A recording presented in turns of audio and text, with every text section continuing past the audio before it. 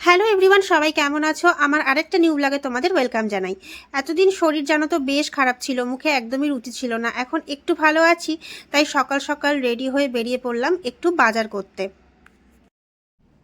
তো আমার বাজার করা হয়েও গেল, খুব বেশি কিছু কেনার ছিল না, টুকটাক যেগুলো ফুরিয়ে গেছে সেগুলোই নিলাম। আর দেখলাম খুব ভালো এঁচোড় বিক্রি হচ্ছে, আর এখানে বেশ এঁচোড় কেটে বিক্রি হচ্ছে। কাটার ঝামেলার জন্য এই সমস্ত খাওয়া হয় না খুব একটা। তো আমি এঁচোড় কিনে নিলাম, আর সঙ্গে একটু ধনেপাতা আর কাঁচা লঙ্কাও নিয়ে নিয়েছি। আর নিয়েছি হচ্ছে অনেক দিন পর এই মাছটা খাবো। এই মাছটা আমার আগে বাপের বাড়িতে প্রায় দিনই হতো, কিন্তু এখন খাওয়া হয় না। সেটা হচ্ছে ট্যাংরা মাছ। ট্যাংরা মাছটা বেশ ধনেপাতা বড়ি টড়ি দিয়ে ঝাল, কিন্তু বেশ দারুণ লাগে খেতে। পেঁয়াজ দিয়েও খেতে ভালো লাগে, তো দু রকমভাবেই করা যায়। তো কোনটা রান্না করব এখন তো বুঝতে পারছি না। তো তোমরা একটু সাজেস্ট করে দাও যে আমার সর্দির মুখ, তো কোনটা ভালো লাগবে? বড়ি ধনেপাতা দিয়ে কষিয়ে ঝাল ঝাল করে ট্যাংরা মাছটা ভালো লাগবে, নাকি পেঁয়াজ দিয়ে ভালো লাগবে? কমেন্ট করে জানিও।